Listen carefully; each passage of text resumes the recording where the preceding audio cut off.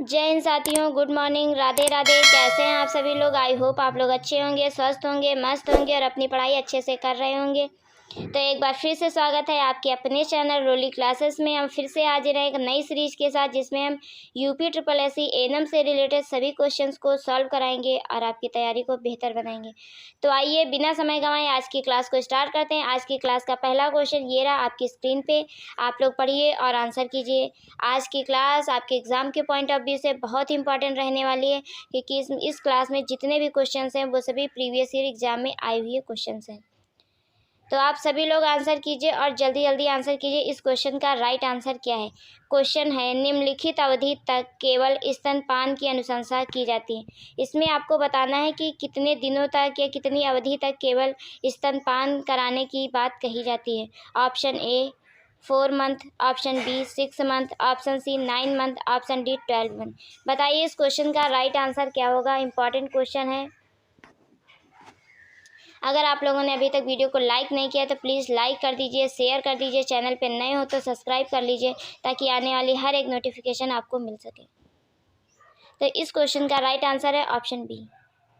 Right answer है option B, 6 month तक, 6 माह तक स्तनपान की अनुशंसा की जाती है, केवल स्तनपान की। तो राइट आंसर ऑप्शन बी। उसके बाद वीनिंग डाइट स्टार्ट कर देते हैं, जैसे कि स्टार्टिंग में हल्का देते हैं, फिर उसके बाद धीरे धीरे सॉलिड लिक्विड देते हैं, फिर सेमी सॉलिड देते हैं, फिर सॉलिड देते हैं, ऐसे ऐसे करके स्टार्ट करते हैं। तो right answer option B. Next question ये रहा आपकी स्क्रीन पे, आप लोग पढ़िए और आंसर कीजिए। इंपॉर्टेंट क्वेश्चन है, ध्यान रखिएगा इस क्वेश्चन का राइट आंसर क्या होगा।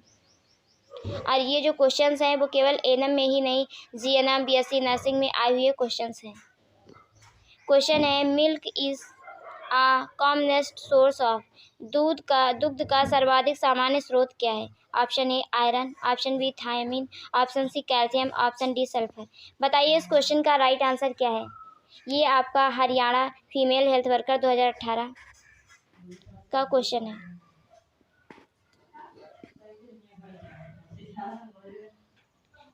दुग्ध कैल्शियम का सर्वाधिक सामान्य स्रोत है।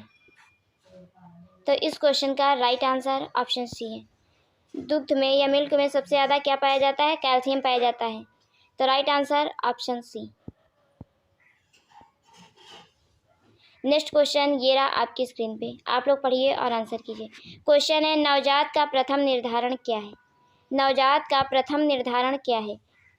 What is the first assessment of the newborn? Option A संक्षण, ऑप्शन बी श्वसन का प्रारंभ, option C Apgar score, option D physical examination.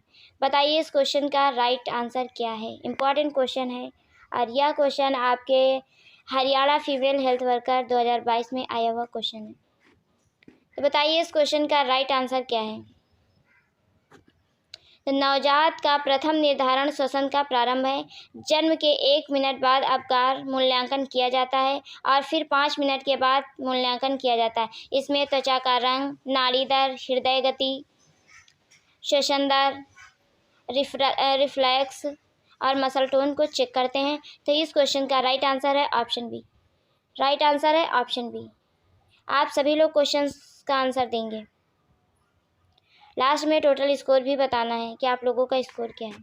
Next question ये रहा, पढ़िए और आंसर कीजिए। क्वेश्चन है, आँखों के परीक्षण के दौरान एक नर्स एक नवजात का निर्धारण कर रही है। साधारण पुतलियों के विषय में कौन सा साधारण असामान्य है?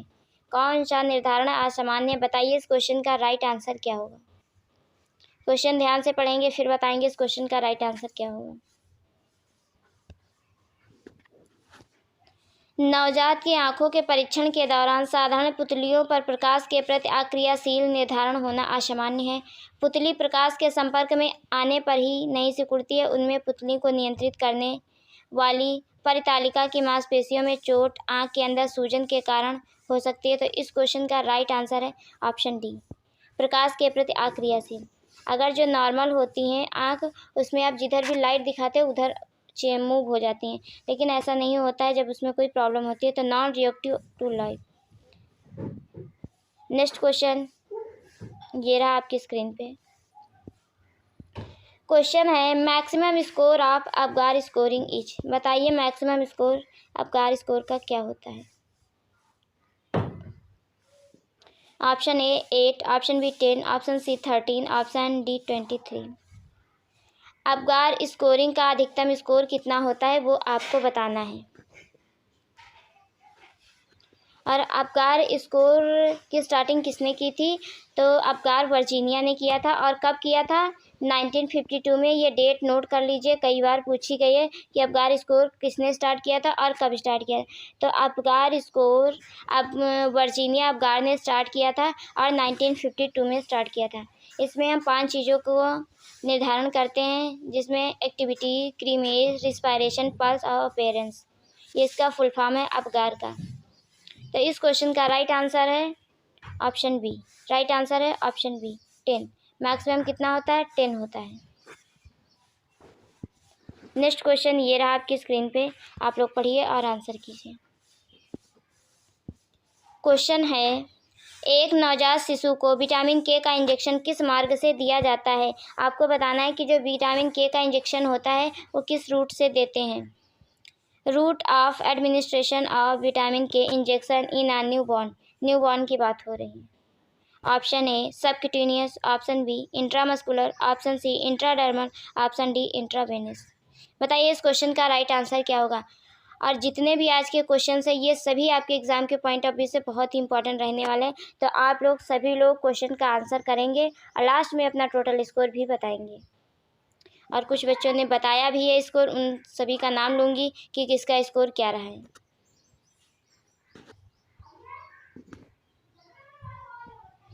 और आप लोग अच्छे से तैयारी कीजिए, क्योंकि आपके एग्ज़ाम की डेट आने वाली है बट अभी आई नहीं है। तो इसलिए आप लोग भ्रम में ना रहें कि लोग क्या बताते हैं क्या नहीं बताते हैं। आपको अपने अकॉर्डिंग तैयारी करना है और अच्छे से करना है, ताकि अगर एग्ज़ाम कभी भी हो जाए तो आपको ये ना कहना पड़े कि अभी हम तैयारी नहीं कर पाए थे और एग्ज़ाम डेट आ गई।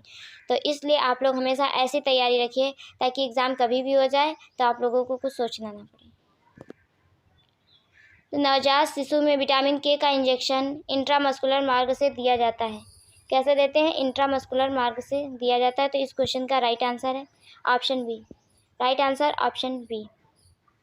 Ministry of health and family welfare के अनुसार 1000 ग्राम से अधिक वजन वाले सभी नवजात शिशुओं को 1 ml विटामिन के का इंजेक्शन दिया जाता है और 1000 ग्राम से कम वजन वाले शिशु को 0.5 ml की खुराक देते हैं। तो याद रखिएगा, अब विटामिन के का इंजेक्शन ब्लीडिंग को रोकने के लिए दिया जाता है। इस क्वेश्चन का right answer option B. Next question ये रहा आपकी स्क्रीन पे, आप लोग पढ़िए और आंसर कीजिए। क्वेश्चन है, एक नियत तिथि स्वस्थ बालक में सामान्य तापमान क्या होगा? What is the normal temperature of a term healthy baby? बताइए इस क्वेश्चन का राइट आंसर क्या होगा। आपसे पूछा गया है कि अगर एक बेबी है, न्यू बॉर्न बेबी है, अब उस टर्म पे उसने जन्म लिया तो उसका जो नॉर्मल टेम्परेचर है वो क्या होगा? बताइए आप लोग जल्दी जल्दी आंसर कीजिए, इस क्वेश्चन का राइट आंसर क्या होगा। Option A 36 to 37 degree Celsius, option B 36.5 to 37.5 degree Celsius, option C 37.5 to 38.5 degree Celsius, option D 38 degree Celsius. बताइए इस क्वेश्चन का राइट आंसर क्या होगा। तो बताइए इस क्वेश्चन का राइट आंसर क्या होगा। तो इस क्वेश्चन का राइट आंसर है option B. Right answer option B 36.5 to 37.5 degree Celsius. Right answer option B. Fahrenheit में देखा जाएगा तो 98.6 डिग्री फ़ारेनहाइट होता है। तो इस क्वेश्चन का right answer option B. Next question ये रहा आपकी स्क्रीन पे, आप लोग पढ़िए और आंसर कीजिए। क्वेश्चन है, एक नियत तिथि स्वस्थ नवजात शिशु में सामान्य औसत लंबाई क्या होती है? अगर टर्म पर बेबी हुआ है तो उसकी जो एवरेज लेंथ है वो कितनी होगी? Option A 40 centimetre, option B 50 centimetre, option C 60 centimetre, option D 65 centimetre. बताइए इस क्वेश्चन का राइट आंसर क्या होगा।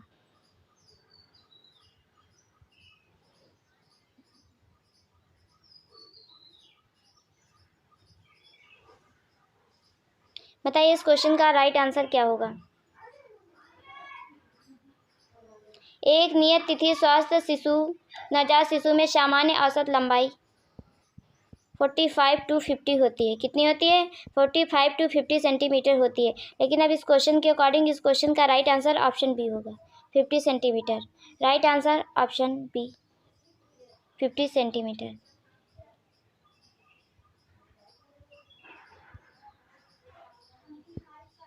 नेक्स्ट क्वेश्चन ये रहा आपकी स्क्रीन पे, आप लोग पढ़िए और आंसर कीजिए। क्वेश्चन है, किस इंजेक्शन को रक्तस्राव को रोकने के लिए नवजात को दिया जाता है? आपको बताना है। Which injection given to newborn to prevent bleeding? Bleeding को रोकने के लिए कौन सा इंजेक्शन देते हैं? Option A calcium gluconate, option B vitamin K, option C Methergine, option D HCl। बताइए इस क्वेश्चन का राइट आंसर क्या होगा। नवजात शिशु में रक्तस्रावी बीमारी को कम करने के लिए विटामिन के का इंजेक्शन दिया जाता है। विटामिन के रक्त का थक्का जमने के लिए आवश्यक है और यह इंजेक्शन इंट्रामस्कुलर देते हैं। तो इस क्वेश्चन का राइट आंसर है ऑप्शन बी। और आप सभी लोग बताएंगे कि विटामिन के का केमिकल नेम क्या है या रासायनिक नाम क्या है, बताइएगा आप लोग कमेंट में। नेक्स्ट क्वेश्चन ये रहा आपकी स्क्रीन पे। क्वेश्चन है, BFHI निम्नलिखित में से कौन सा शिशु अनुकूल अस्पताल पहल में शामिल है? Which of the following included in baby friendly hospital initiative?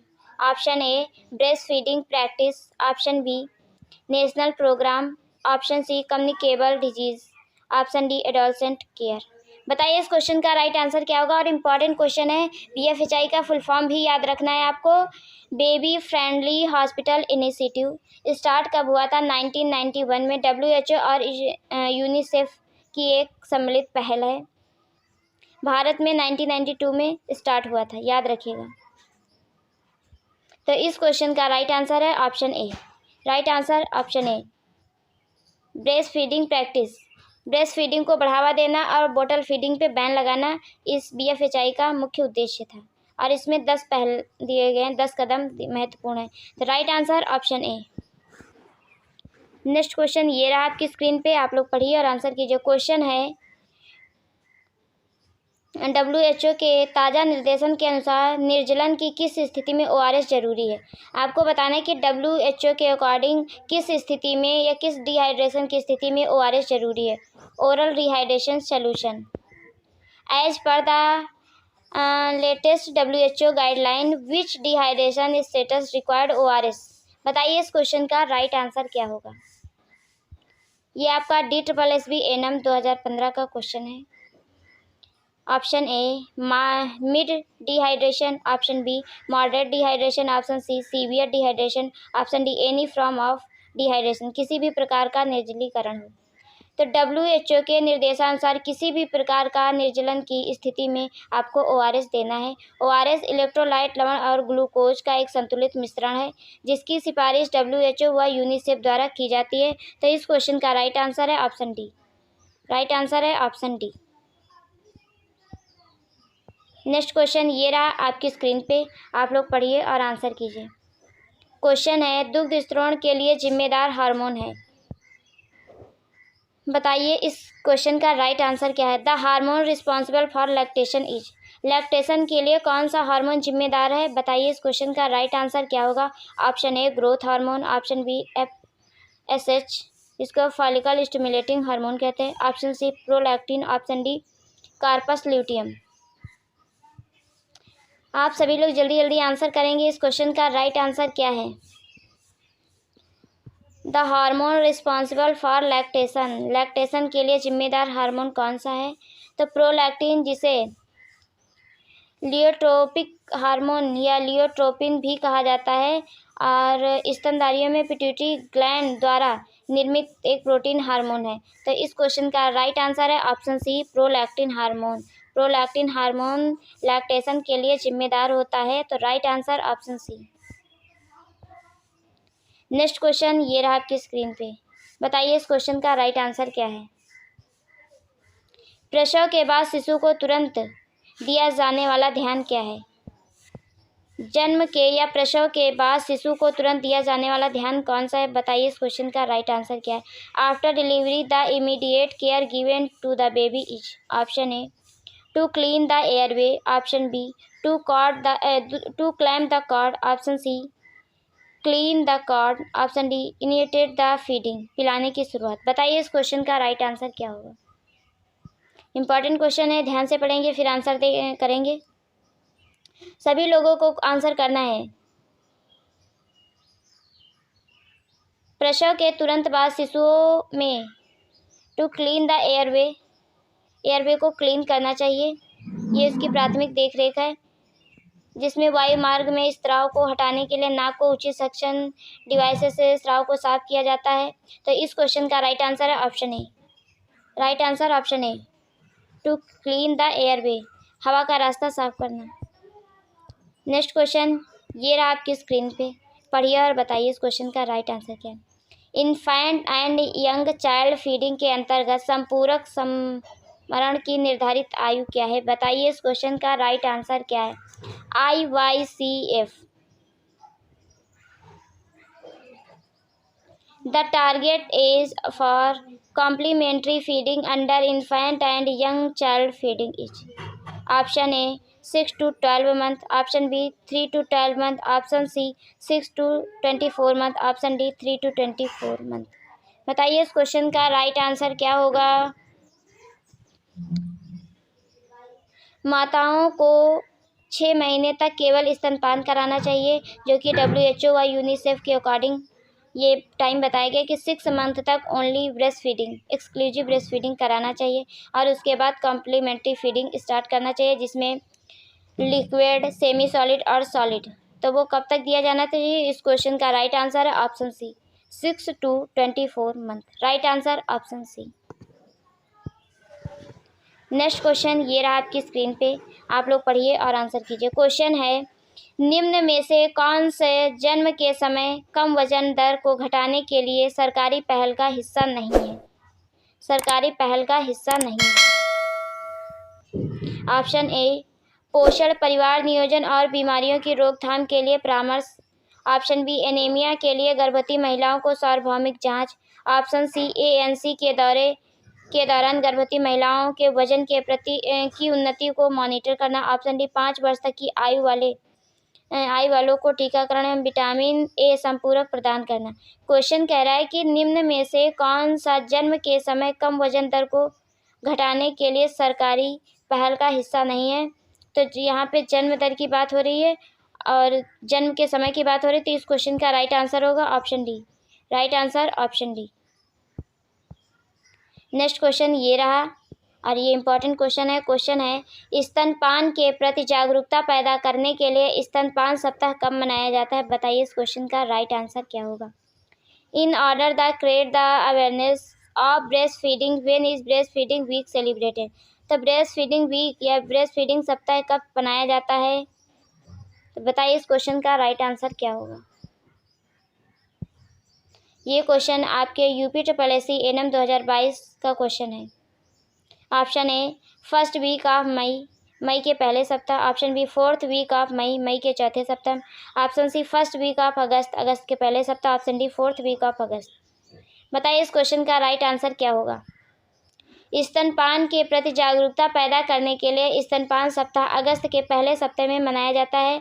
WHO और संयुक्त राष्ट्र के बाल कोष के साथ साथ world alliance for breast feeding action द्वारा 1992 में पहली बार वैश्विक अभियान चलाया गया था। यह 6 महीनों के लिए स्तनपान के लाभों के बारे में जागरूकता बढ़ाने के लिए किया जाता है और इस क्वेश्चन का राइट आंसर है ऑप्शन सी। ब्रेस्ट फीडिंग से बेबी और मदर दोनों को फ़ायदे होते हैं। तो इस क्वेश्चन का राइट आंसर ऑप्शन सी। इसलिए 6 मंथ तक ब्रेस्ट फीडिंग कराना बहुत ही अनिवार्य है। नेक्स्ट क्वेश्चन ये रहा आपकी स्क्रीन पे। क्वेश्चन है, नवजात शिशु के शरीर का तापमान बनाए रखने के लिए क्या प्रोत्साहित करना चाहिए। Option A skin to skin contact with mother, माँ के साथ त्वचा से त्वचा का संपर्क, option B putting baby on rubber seat, बच्चे को रबर सीट पर रखना, option C keeping baby near windows, बच्चे को खिड़कियों के पास रखना, option C putting baby near the cold walls, बच्चे को ठंडी दीवारों के पास रखना।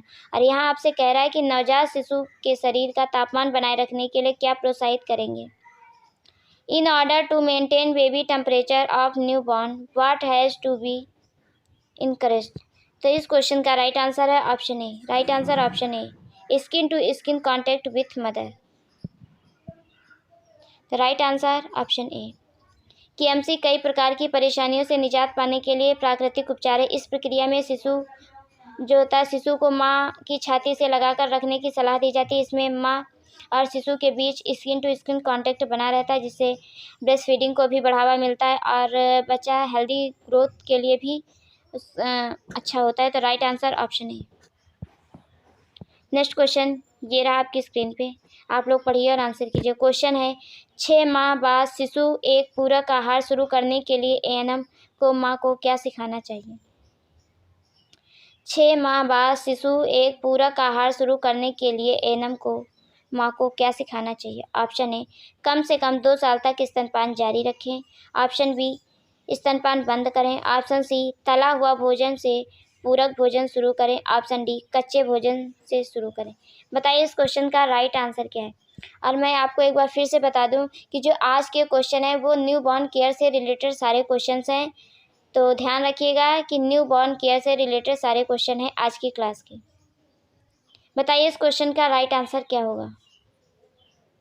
कम से कम 2 साल तक स्तनपान जारी रखें। 6 माह तक बच्चे को केवल स्तनपान रखें और उसके बाद बच्चे को कॉम्प्लीमेंट्री फीडिंग या फिर वीनिंग डाइट देना स्टार्ट करें, जिसमें लिक्विड, सेमी सॉलिड और सॉलिड डाइट होती है। तो इस क्वेश्चन का राइट आंसर है option A. Right answer option A. Continue breast feeding for at least 2 years। Right answer option A.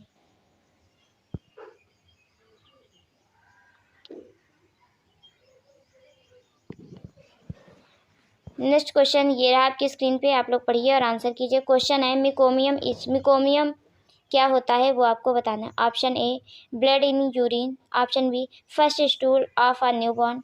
Option C, breast milk produce in the first few days after delivery. Option D, discharge from uterus after delivery. आपको बताना है कि मिकोमियम क्या होता है। मिकोमियम नवजात का पहला स्टूल होता है। यह एक चिपचिपा गहरे हरे रंग का पदार्थ है जिसमें amniotic liquid, lanugo, vernix caseosa आदि शामिल होता है। तो इस क्वेश्चन का राइट आंसर है option B. Right answer option B, first stool of a newborn, जिसे मिकोमियम कहते हैं। कई बार पूछा गया क्वेश्चन है ये। नेक्स्ट क्वेश्चन ये रहा आपकी स्क्रीन पे। क्वेश्चन है किसी बच्चे का वजन जन्म के समय वजन का दोगुना हो जाता है। वो टाइम आपको बताना है। अगर बच्चे का वजन 3 किलो है तो उसका दोगुना कब होगा, ये आपको बताना है। A child doubles it birth weight at. Option A 6 month, option B 8 month, option C 10 month, option D 12 month. बताइए इस क्वेश्चन का राइट आंसर क्या होगा। किसी बच्चे का वजन जन्म के समय वजन का दोगुना हो जाता है। बताइए इस क्वेश्चन का राइट आंसर क्या होगा। 6 माह के बच्चे का वजन जन्म के समय वजन से दोगुना हो जाता है। तो इस क्वेश्चन का राइट आंसर है ऑप्शन ए। कब हो जाता है? 6 मंथ में। और तिगुना कब होता है? 1 ईयर में। याद रखिएगा 3 टाइम्स भी पूछ लेता है। नेक्स्ट क्वेश्चन ये रहा, आप लोग पढ़िए और आंसर कीजिए। क्वेश्चन है निम्न में से किस प्रकार का दुग्ध शिशु की भूख को सबसे अधिक संतुष्ट करेगा। Option A fore milk, option B transitional milk, option C hind milk, option D cholesterol milk. निम्न में से किस प्रकार का दुग्ध शिशु की भूख को सबसे अधिक संतुष्ट करेगा। बताइए इस क्वेश्चन का राइट आंसर। वैसे तो डिलीवरी के बाद जो बच्चे को ब्रेस्ट फीडिंग कराते हैं तो उसमें कोलेस्ट्रॉल मिल्क आता है और ये बच्चे के लिए बहुत ही हेल्पफुल होता है इम्यून सिस्टम को स्ट्रॉन्ग करने के लिए। लेकिन यहाँ पर पूछा है कि दुग्ध शिशु की भूख का सबसे अधिक संतुष्ट कौन सा मिल्क करेगा। हिंद मिल्क शिशु की भूख को सबसे अधिक संतुष्ट करता है, जिसमें विटामिन ए, ई होता है और इससे अग्र दूध की तुलना में अधिक वसा और कैलोरी पाई जाती है, जो शिशुओं के विकास में मदद करता है। तो इस क्वेश्चन का राइट आंसर है option C hind milk. Right answer option C. Next question ये रहा आपकी स्क्रीन पे, आप लोग पढ़िए और आंसर कीजिए। क्वेश्चंस को ध्यान से पढ़ेंगे फिर आंसर करेंगे। क्वेश्चन है निम्नलिखित में से कौन सा तथ्य स्तनपान के बारे में असत्य है। आपको असत्य के बारे में फाइंड करना है। कि स्तनपान के बारे में कौन सा कथन गलत है। ऑप्शन ए, माँ के दूध में प्रोटीन की मात्रा पशु के दूध की तुलना में अधिक होती है। गलत को फाइंड करना है। ऑप्शन बी, माँ के दूध में IgA, मैक्रोफेज और लिम्फोसाइट भरपूर होता है। ऑप्शन सी, स्तनपान करने वाले बच्चे को अपने जीवन के शुरुआती कुछ महीनों में अतिरिक्त जल की आवश्यकता नहीं होती है।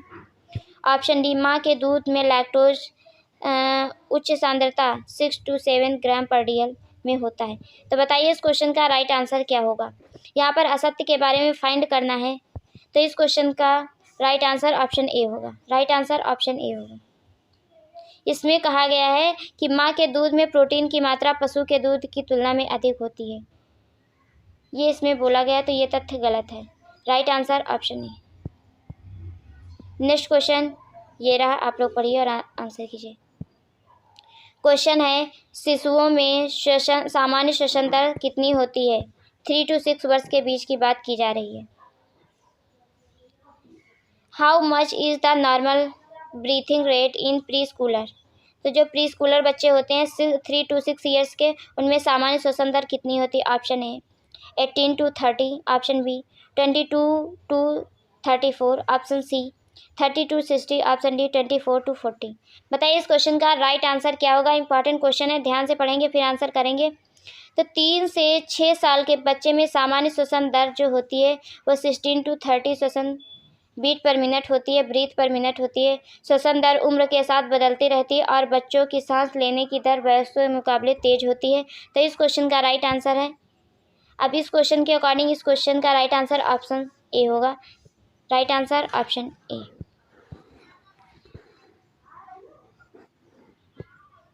नेक्स्ट क्वेश्चन है, एएनएम के लिए जन्म और मृत्यु की घटनाओं को पंजीकरण करने की समय सीमा कुछ दिन तक होती है, वो समय सीमा आपको बताना है क्या है। एएनएम के लिए जन्म और मृत्यु की घटनाओं को पंजीकरण करने की समय सीमा कुछ दिन तक होती है, वो समय क्या है वो आपको बताना है। Option A 28 days, option B 7 days, option C 14 days, option D 21 days. बताइए इस क्वेश्चन का राइट आंसर क्या है। तो एएनएम के लिए जन्म और मृत्यु की घटनाओं को पंजीकृत करने की जो समय सीमा है वो 21 डेज है। कितनी है? 21 डेज है। जन्म या मृत्यु की घटना के 21 दिन बाद पंजीकरण के लिए रिपोर्ट करना विलंबित पंजीकरण की श्रेणी में आता है। तो इस क्वेश्चन का राइट आंसर है option D. Right answer option D. Next question आपकी स्क्रीन पे ये रहा, आप लोग पढ़िए और आंसर कीजिए। क्वेश्चन है, स्तन के दूध में कौन से एंटीबॉडी मौजूद होते हैं। Antibody, which antibody are present in breast milk. तो आपको बताना है ब्रेस्ट मिल्क में कौन सा एंटीबॉडी मौजूद होता है। Option A IgA, option B IgD, option C IgM, option D IgA। बताइए इस क्वेश्चन का राइट आंसर क्या होगा। ये क्वेश्चन आपका MP NHM एएनएम 2023 का क्वेश्चन है। ब्रेस्ट मिल्क में इम्यूनोग्लोबुलिन ए एंटीबॉडी उपस्थित होता है जो कि प्रतिरक्षा प्रणाली में महत्वपूर्ण भूमिका निभाता है। यह शरीर में सबसे प्रचुर मात्रा में पाया जाने वाला एंटीबॉडी है जो लार, आंसू, स्तन के दुग्ध और श्वसन, पाचन और जननांग पश्च स्राव में पाया जाता है। तो इस क्वेश्चन, शरीर में मुख्य 5 प्रकार के इम्यूनोग्लोबुलिन पाए जाते हैं, वो कौन कौन से। IgA, IgG, IgE, IgM, IgD। तो याद रखिएगा, कभी कभी पूछ लेगा कि शरीर में कितने प्रकार के इम्यूनोग्लोबुलिन पाए जाते हैं, तो याद रखिए 5 प्रकार के पाए जाते हैं, IgA, IgG, IgE, IgM और IgD। तो इस क्वेश्चन का राइट आंसर है option D. Right answer option D. Next question आपकी स्क्रीन पे ये रहा, आप लोग पढ़िए और आंसर कीजिए। क्वेश्चन है, जन्म के समय सामान्य नवजात का वजन कितना होता है। बताइए इस क्वेश्चन का राइट आंसर क्या होगा। नवजात जन्म के समय सामान्य नवजात का वजन कितना होता है। At the time of birth what is the weight of an infant child. Option A 2.5 to 3.0 kg, option B 2.1 to 2.6 kg, option C 1 to 1.5 kg, option D 3.0 to 4.0 kg। बताइए इस क्वेश्चन का राइट आंसर क्या होगा। जन्म के समय नवजात या न्यूबॉर्न का जो वेट होता है वो लगभग 2.5 से 3.0 kg होता है। तो इस क्वेश्चन का राइट आंसर है ऑप्शन ए। राइट आंसर है ऑप्शन ए, 2.5 से 3 किलोग्राम होता है। नेक्स्ट क्वेश्चन ये रहा आपकी स्क्रीन पे। क्वेश्चन है एक नवजात के जन्म के समय लंबाई कितनी होती है? बताइए इस क्वेश्चन का राइट आंसर क्या होगा। एक नवजात के जन्म के समय लंबाई कितनी होती है? What is the length of an infant child at the time of his birth? Option A 20 to 25 centimetre, option B 45 to 50 centimetre, option C 4 to 6 centimetre, option D 45 to 60 inch. बताइए इस क्वेश्चन का right answer क्या होगा। Average length की बात कर रहा है, वो भी न्यूबॉर्न की। तो इस क्वेश्चन का राइट आंसर है ऑप्शन बी, 45 to 50 होती है। कितनी होती है? 45 to 50 होती है। नेक्स्ट क्वेश्चन ये रहा आपकी स्क्रीन पे, आप लोग पढ़िए और आंसर कीजिए इस क्वेश्चन का राइट आंसर क्या होगा। क्वेश्चन है किस उम्र में शिशुओं को नवजात शिशु माना जाता है? यहाँ पर आपको न्यूबॉर्न की बात की है कि न्यूबॉर्न किस एज में होता है, इन्फेंट कब कहते हैं, टॉडलर कब कहते हैं, प्री स्कूलर कब कहते हैं, स्कूलर कब कहते हैं। तो ये सारी चीज़ें आपको अच्छे से पता होनी चाहिए और कंफर्म होनी चाहिए ताकि आपसे ऐसे क्वेश्चन में कोई मिस्टेक ना हो। आपको बताना है कि न्यूबॉर्न किस बेबी को कहा जाता है, कितने दिन के बेबी को। तो option A 0 to 60 days, option B 0 to 40 days, option C 0 to 7 days, option D 0 to 28 days. तो आपको बताना है न्यूबॉर्न कितने दिन के बेबी को कहा जाता है। बताइए इस क्वेश्चन का राइट आंसर क्या होगा। तो जन्म से लेकर के प्रारंभ के 28 दिन तक न्यूबॉर्न कहा जाता है। क्या कहा जाता है? न्यूबॉर्न। तो इस क्वेश्चन का राइट आंसर है option D, 0 to 28 days. Starting के जन्म से लेकर के 28 दिन तक न्यूबॉर्न कहा जाता है। उसके बाद 28 दिन से लेकर के 1 ईयर तक इन्फेंट कहते हैं, फिर 1 ईयर से 3 ईयर तक टॉडलर कहते हैं। याद रखिएगा, बहुत कन्फ्यूजन होती है। नेक्स्ट क्वेश्चन ये रहा आपकी स्क्रीन पे, आप लोग पढ़िए और आंसर कीजिए। क्वेश्चन है नवजात शिशु के रिससिटेशन में चेस्ट कंप्रेशन और वेंटिलेशन का अनुपात कितना है? बताइए इस क्वेश्चन का राइट आंसर क्या होगा। नवजात शिशु के रिससिटेशन में चेस्ट कंप्रेशन और वेंटिलेशन का अनुपात क्या होगा। Option A 3:1, option B 5:1, option C 15:2, option D 10:1। बताइए इस क्वेश्चन का राइट आंसर क्या होगा। नवजात शिशुओं में रिससिटेशन में चेस्ट कंप्रेशन और वेंटिलेशन का अनुपात 3:1 का होता है। तो इस क्वेश्चन का राइट आंसर है option A. Right answer option A. Next question ये रहा आपकी स्क्रीन पे, आप लोग पढ़िए और आंसर कीजिए। क्वेश्चन है निम्नलिखित में से कौन से स्तनपान ब्रेस्ट फीडिंग में अच्छे अटैचमेंट का लक्षण नहीं है? अच्छे अटैचमेंट का लक्षण नहीं। ऑप्शन ए शिशु का मुख अच्छी तरह से खुला होना, ऑप्शन बी नीचे ओट का अंदर की ओर मुड़ा होना, ऑप्शन डी शिशु की ट्रोड़ी का छाती से छूना, ऑप्शन डी अधिकांश एरोला शिशु के मुख के अंदर होना। तो यहाँ पर अच्छे अटैचमेंट का लक्षण नहीं है पूछा है नहीं है वो बताना है आपको। तो यहाँ पर बताया जा रहा है कि निचले ओंठ का अंदर की ओर मुड़ा होना स्तनपान या ब्रेस्ट फीडिंग के अच्छे अटैचमेंट का लक्षण नहीं है। तो इस क्वेश्चन का राइट आंसर है option B. Right answer option B. Next question ये रहा आपकी स्क्रीन पे। 6 माह की उम्र के पश्चात यहाँ पर बोला है कि आफ्टर 6 मंथ ऑफ एज क्या होता है। ऑप्शन ए स्तनपान बंद कर देना चाहिए व ऊपरी आहार प्रारंभ कर देना चाहिए, ऑप्शन बी स्तनपान जारी रखना चाहिए व ऊपरी आहार नहीं करवाना चाहिए, ऑप्शन सी स्तनपान जारी रखना चाहिए व ऊपरी आहार प्रारंभ करवाना चाहिए, option D breastfeeding should be stopped, स्तनपान बंद कर देना चाहिए। तो इसमें ये बोला जा रहा है कि 6 मंथ बाद आपको क्या करना है। तो 6 माह की उम्र के पश्चात स्तनपान जारी रखना चाहिए और ऊपरी आहार जिसे वीनिंग डाइट या कॉम्प्लीमेंट्री फीडिंग बोलते हैं उसे स्टार्ट करवाना चाहिए। तो इस क्वेश्चन का राइट आंसर है option C. Right answer option C. Next question ये रहा आपकी स्क्रीन पे। What is colostrum? कोलेस्ट्रम क्या है? कोलेस्ट्रम के बारे में आपको बताना है। ऑप्शन ए डिलीवरी के बाद शुरू के कुछ दिन स्रावित होने वाला दूध, ऑप्शन बी 6 मंथ के अंत में स्रावित होने वाला दूध, ऑप्शन डी अशुद्ध milk, impure milk, option D उपरोक्त में से कोई नहीं। क्वेश्चन कह रहा है कि कोलेस्ट्रम क्या है, वो आपको बताना है। ये आपका उड़ीसा एनएम 2018 का क्वेश्चन है। कोलेस्ट्रम डिलीवरी के बाद शुरू के कुछ दिन 3 से 4 दिन तक स्रावित होने वाला मिल्क है, जिसे प्री मिल्क भी कहा जाता है। इसे पीला गाढ़ा दूध भी कहते हैं। पहला पीला गाढ़ा दूध बच्चे के हेल्थ के लिए बहुत ही इंपॉर्टेंट होता है। तो कुछ लोगों के यहाँ जो कल्चरल चीज़ें हैं, ट्रेडिशनल चीज़ें, उनको नहीं मानते कि अच्छा नहीं होता है, लेकिन ये बच्चे के इम्यून सिस्टम को स्ट्रॉन्ग करने के लिए बहुत ही हेल्पफुल रहता है। तो इस क्वेश्चन का राइट आंसर है option A. Right answer option A.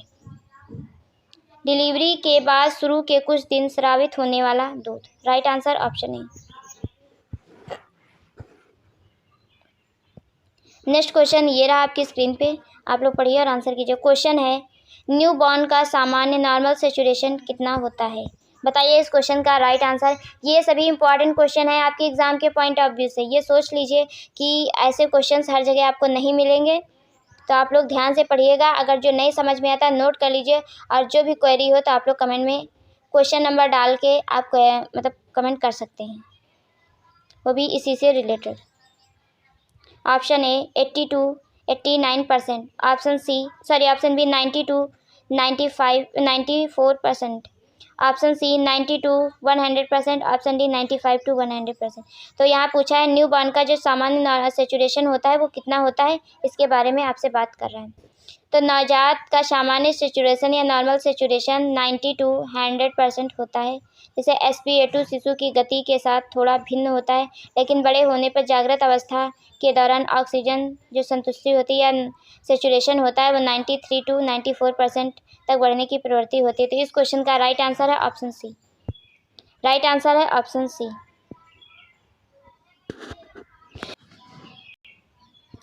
Next question आपकी स्क्रीन पे ये रहा, आप लोग पढ़िए और आंसर कीजिए। क्वेश्चन को ध्यान से पढ़ेंगे फिर आंसर करेंगे। क्वेश्चन है शिशु की ऐसी केयर को क्या नाम दिया जाता है जिसे रिससिटेशन के केवल प्रारंभिक चरणों की आवश्यकता होती है? बताइए इस क्वेश्चन का right answer. Option A routine care, option B observation care, option C post resuscitation care, option D none of above. बताइए इस क्वेश्चन का राइट आंसर क्या होगा।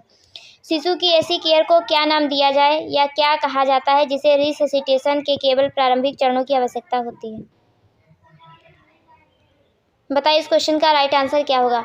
ऑब्जर्वेशन केयर का मतलब है शिशु की स्थिति पर ध्यान देना और निगरानी करना जरूरी होता है।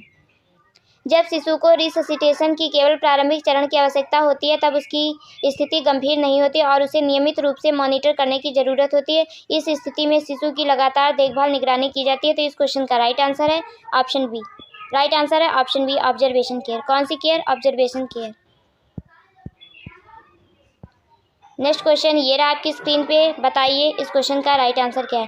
क्वेश्चन है नवजात शिशु को फीडिंग के लिए किस नंबर की फीडिंग ट्यूब का प्रयोग किया जाता है? मोस्ट इंपॉर्टेंट क्वेश्चन है, नोट कर लीजिए और बताइए इस क्वेश्चन का राइट आंसर क्या होगा। Option A 6, option B 8, option C 9, option D 10। नवजात शिशु को फीड के लिए किस नंबर की फीडिंग ट्यूब का प्रयोग किया जाता है? तो न्यू बॉर्न बेबी को फीड कराने के लिए 6 नंबर की फीडिंग ट्यूब का प्रयोग किया जाता है। फीडिंग ट्यूब जिसे गैवेज ट्यूब के नाम से भी जाना जाता है। फीडिंग ट्यूब का उपयोग शिशुओं को पोषण देने के लिए किया जाता है। तो इस क्वेश्चन का राइट आंसर है option A. Right answer option ए। तो आप सभी लोग बताएंगे कि 35 क्वेश्चंस में आप लोगों का टोटल स्कोर क्या रहा।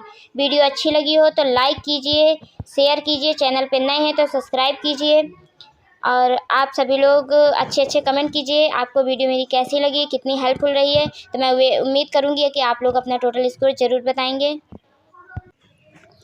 तो कल कुछ बच्चों ने बहुत अच्छे कमेंट किए थे, उन सभी का धन्यवाद। अंजना कुमारी, माया रानी, कनिका चौहान ने अपना टोटल स्कोर भी बताया था। कुमारी निधि, प्रियंका श्रीवास्तव, वर्तिका वर्मा, सोनू वर्मा, निर्मला सिंह, कीर्ति देवी, आप सभी का बहुत बहुत धन्यवाद। आप लोगों ने इतने अच्छे कमेंट किए थे। प्रिया यादव, गुंजन कुमारी, दीपिका जी, रीमा सोनकर, आप सभी का बहुत बहुत धन्यवाद। आप लोग ऐसे ही अपना प्यार सपोर्ट बनाए रखिए। संध्या कुमारी या संध्या वर्मा,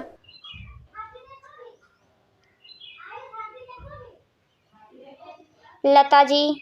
तो आप सभी का धन्यवाद और thank you so much, most welcome. मिलते हैं नेक्स्ट वीडियो में, तब तक के लिए bye bye, take care, thank you so much.